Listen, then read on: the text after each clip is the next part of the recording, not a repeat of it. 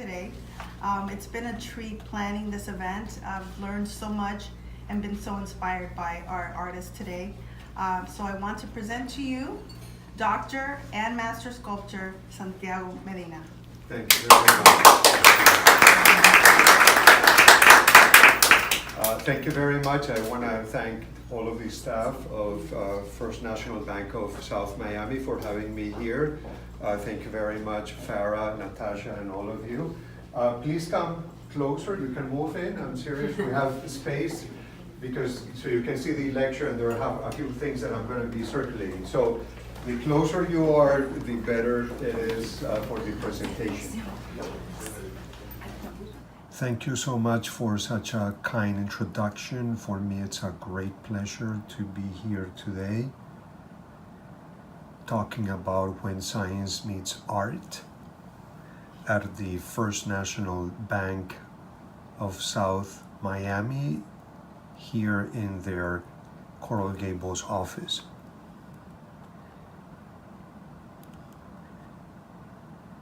In the next 50 to 20 minutes, I'm going to be talking about an overview of my public art, what's my inspiration, creation process, and also the artistic expression. I have been an artist for more than 35 years and specialize in stainless steel sculptures, basically because stainless steel sculptures are never the same, they're always changing. And I also have a background as a physician. I had formal training in medical imaging with advanced software, which I use to create some of my sculptures, including 3D printing. Plus, I also have a background in public health. So what I try to do is bring the medical and public health sensibility and put it together into a very powerful artistic expression. I have public sculptures in many places, including Harvard, Stanford, Tufts, Boston University, and also hospitals and other public places, both here in the US and overseas. This is a very special commission that I did for the Harvard School of Public Health when they turned 100. The mission of the School of Public Health is life, and my sculpture was inspired in the shape of the DNA molecule, the helical molecule, and I created this sculpture which is able to spin. You can see that the sculpture changes. In a gray area has more of a grayish color, and then on a bright day it has a brighter, more yellowish tint. The sculpture can be rotated by the medical staff and students, and I place it in this special plaza with these brittle rocks, which are river rocks, to give a nice complement to the shiny surface and also to express how brittle life is when you walk on the plaza next to the sculpture.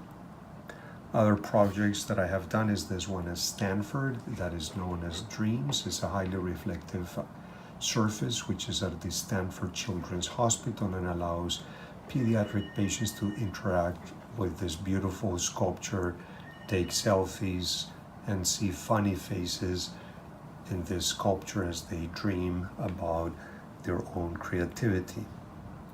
This is a beautiful sculpture that was recently installed at Pinecrest Circle. It's on 72nd Avenue and 98th Street. It's called Peace.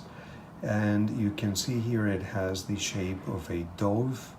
And then what is very nice is it also has a LED system, and you can see here at night with these solar LED power lights that you can add different colors, and the colors will usually lit up the border and then reflect from the rest, giving the sensation that the sculpture is floating in space. Other sculptures that I have in the Pinecrest area is at the historical Pinecrest Gardens. This one in the Sawloft Park, you can see the sculpture rising from the vegetation, and then this one in the water lilies, which is eternity and has a beautiful reflection of the flowers of the water lily. and blends very nicely. Other sculptures are in the Boston area. This is at Tufts University at the Tisch Library. It's called Infinity, and it's a symbol of the infinity quest of knowledge. And this one is displayed at Tufts University in the Boston area. This is a sculpture that I did recently for Boca Raton Hospital. That's at the Women's Health and Wellness Center. This is part of Florida Atlantic University, and the sculpture's name is Reflection. And it has two surfaces. The surface when you're healthy, which reflects a wide angle. The live is open in front of you, and then the other one is concave, which gives you distorted images, and it's the representation when you're very sick and everything is going wrong. Larger sculptures, this one at the University SES in Colombia is called Nirvana, and it's a representation of people standing in front of the sculpture and then being pulled into nirvana as they go towards the sky.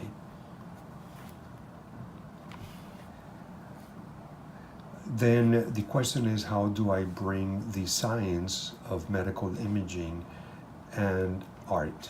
So I specialize in medical imaging, 3D acquisitions, CT and MR. These are usually the board of the scanners, and I can place someone like myself inside the scanner. I can place a sculpture and scan them. And this is a representation on the left-hand side. This is my brain with the veins and some of the different parts of the brain and the tracks that connect the function of the brain. And then on the right-hand side, there's a sculpture of mine which is being scanned, and I can rotate this 3D, and I can generate both of my brain and of the sculpture 3D reconstructions and do changes to these images for different analysis.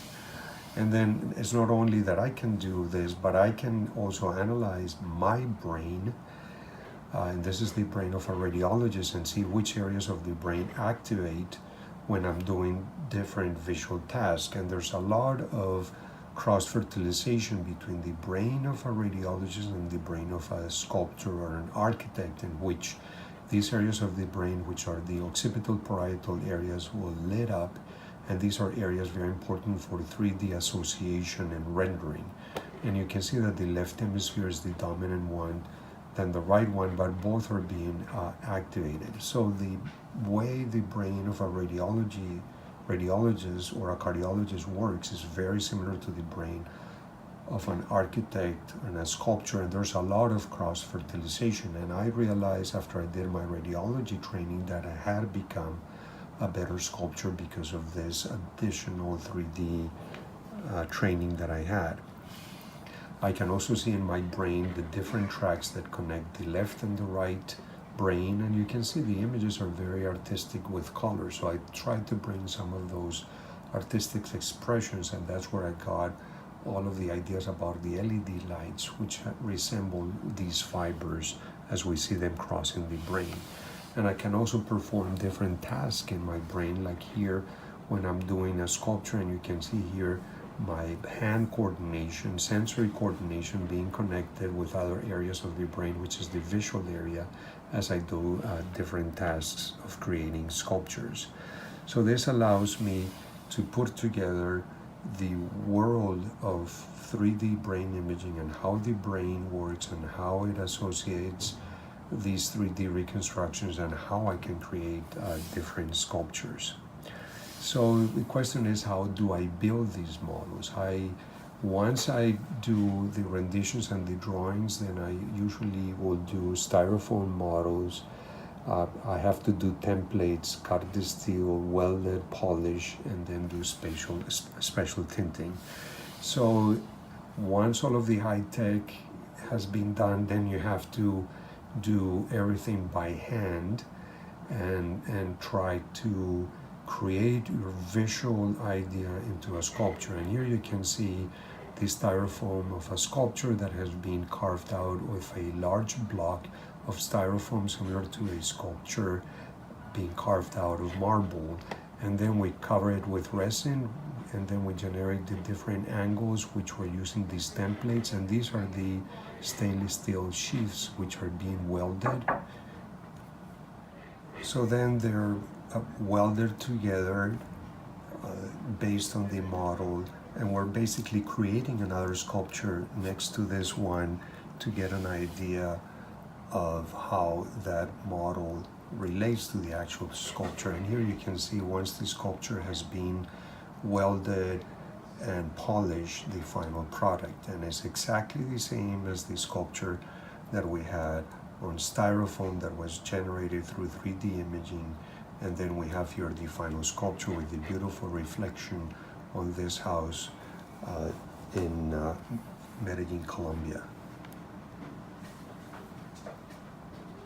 So my artistic expression goes from organic and then organogeometric. I try to make it highly interactive, and my interest is to do it from long-lasting materials such as stainless steel, which are cutting edge.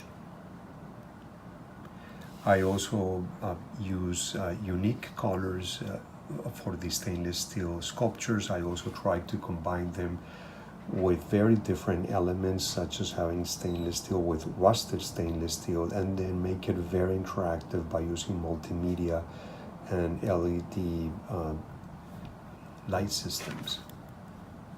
So this is an organic sculpture which is called Seductions. It has very organic flow, nice juxtaposition between mirror finish and the interior, which is opaque. This is, on the other hand, a more geometric, organogeometric sculpture where we have geometric figures, and then we have a tube going through it, and then I also try to bring opaque, mirror finish, and then fish scale into this sculpture. Color, as I mentioned, can be added to emphasize some of the planes. The sculpture is called Aqua, and I added this aquamarine color just to give it more flow, more depth, more space.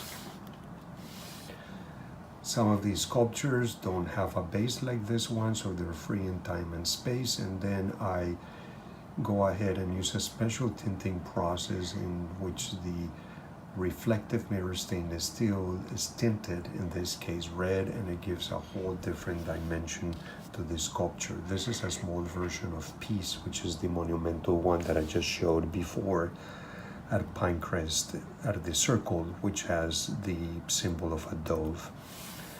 The other one that I showed before, a similar approach, I'm tinting the surface, which is mirror finish, and leaving this one opaque, and it's a completely different sculpture with a different meaning and different artistic depth. Other ones, like the one at Stanford, can be tinted red. You can see here the reflectivity, or it can also be tinted blue, as you can see here. The one that I showed at SES University, which is Nirvana, can be tinted blue, and it has a completely different connotation. It's a more solid bluish color. The other one, more large-scale stainless steel. And then this is the special juxtaposition in which I bring geometric figure using rusted steel with organic stainless steel. And the idea of this sculpture is like having a block and then using your chisel and then opening with the chisel the areas where the stainless steel is. And you get all of this motion and flow into this sculpture that is known as Meltdown. Another sculpture with a similar approach, more of a spiral one, is called Pinnacle, in which you can see the rusted and stainless steel combining side by side. Larger pieces like this one that is called Mirage, 7 feet sculpture, also organogeometric approach. Some of the other sculptures can be placed not only on a tabletop like this one, but against a wall. I try to make them to float in space, so you can see that I painted on the wall a black square, and then the sculpture is placed over here, and then we add some colors to give it more depth to the sculpture. Other ones can also be placed either on a tabletop or on the wall, and then in this case I added red to show the different planes on the sculpture titled Eclipse. Some of the newer sculptures that I'm working on are these so-called floor wall pieces, which are very dynamic and you can change their position constantly. They can be placed in this direction, which is the title fast forward. They can have stainless steel with rusted steel. They can also be placed pointing up against the wall, only on the floor, so they're very dynamic, and I want the collector to interact with these sculptures and give their own expression of how these pieces look better for his or her approach to art. So I want to bring the collector, bring the audience into my art and make them part of my artistic expression. Newer sculptures, more breakthrough, being worked on, are these ones, which is a combination of the stainless steel and this is metallic blue jean. So it's a special method in which the blue jean, similar to the blue jean that you have during the weekends, is metallized, becomes metal. And then the idea is that we're unfolding this blue jean, and then as I unfold the blue jean, then I get the stainless steel inside, and it's suspended, so it's levitating, and then it has this small triangle at the bottom that is holding it in place. So they're beautiful pieces because when you see them from the distance, they appear to be floating, and then they have very unusual materials. So it's a very classic sculpture with a lot of elegance and a lot of simplicity, but it has some touches of pop art with the blue jean, but at the same time it's still a very conventional, very elegant, very modern sculpture with organogeometric and magical expression. Some special exhibitions that I have done. This is Peace, another large sculpture that I did for this special project with Carlos Ott at Aventura in a garden. This is at night, which is tailored to the special site. This is one that I did for Miami Country Day School. It's called Wisdom, which has a flame shape during their 75th anniversary. And then this is at night, where you can see these blue colors and it looks similar to the fibers that cross the brain from one side to the other side. Very large exhibition that we had in Colombia, and you can see several of these sculptures that were presented there. So I just wanted to give you an overview of my sculptures, the ideas that I have behind where science and art come together. The other thing that I wanted to emphasize very shortly, these are other images from other shows that I've had at Escaso Gallery. Monumental sculpture that are working for an important hospital in Colombia. This is from a large exhibition at Pinecrest Gardens. So I just wanted to move forward and show a special idea that I have that is called the Plaza of Life. Plaza of Life is a unique place where we bring a very large monumental sculpture into the central of the plaza, surrounded by trees, and then we have this spiral, which is the spiral of life, with the pink ribbon during October Breast Cancer Awareness. This is at night. During the ceremony, people will come here and then we'll lit this in pink. The other thing that is important is that people will write their experience with breast cancer in the pink ribbon, cut the pink ribbon, and then tie that to the trees, and the idea is the renewal of life. So people are writing a renewal, and then people will get around the spiral of life, and then the lights will be turned off with candles. We'll have a minute of silence with this vigil, and then the rest of the evening you will have it lit with this beautiful pink, and it becomes a part of the community, where the community gathers, remembers people that has suffered from breast cancer, passed away from breast cancer. It's also a very powerful research, awareness, and fundraiser for research for breast cancer patients. And it's not only for breast cancer patients, it can also be used for other diseases such as Alzheimer's, autism, child abuse, spousal abuse, and many other diseases. So it becomes a very important plaza, not only for health issues, but human rights issues, remembrance issues, awareness issues, research issues. So the idea of all of this art is to inspire the community to take this to a different level, the level that art becomes part of the community. The power of science and art becomes entrenched in the fabric of the community. So that's what I have, and I'm willing to take any questions from the audience. Thank you very much. Few pieces that, from an artistic point of view, again, trying to move away from the classical pieces on pedestals, which is, from the days of the Greeks, the Romans, and so forth, is to have sculptures that are more dynamic. So this is a sculpture that is more of both a floor and a wall piece. So you can move these panels, place them against the wall, you can place them look facing up, facing one towards the other. This is called fast forward, which is the sculpture. And then I also bring different elements, which is the rusted and the stainless steel together. They can also be placed on the floor. You can have one, you can have two, three. So it's up to people to put it together in whatever fashion they want. And I want the collector or the person that has the pieces to be part of the expression, just to have something that is free in time and space.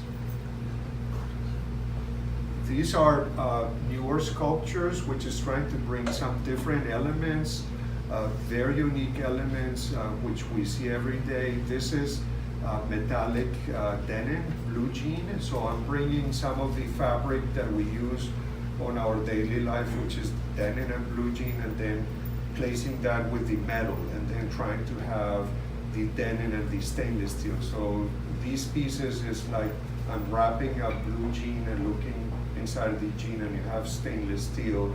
And then I want to have it in a very unique environment. So these are basically levitating.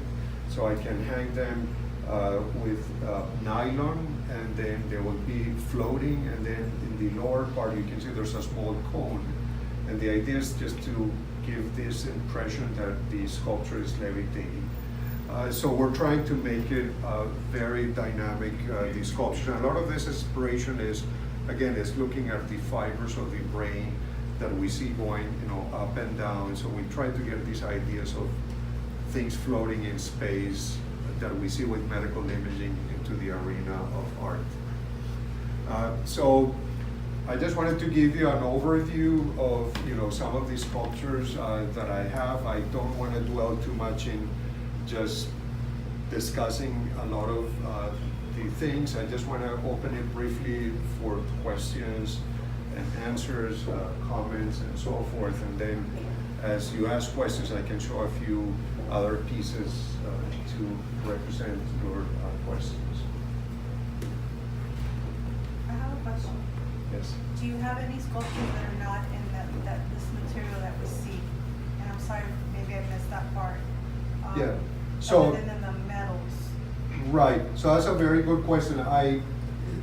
During my trajectory as an artist, I have done work in clay, I have done work in bronze, but now you reach like a point and you try to specialize in a specific area, so that's why I have gravitated towards stainless steel. It's more because stainless steel is very unique, it changes constantly. Stainless steel sculpture is never going to be the same. Every second is completely different. It changes with the light. I mean, if you're standing with the light, someone will get close with a dark dress, and then it will have a different color if it's surrounded by different paintings. So it changes constantly. So it's very magical.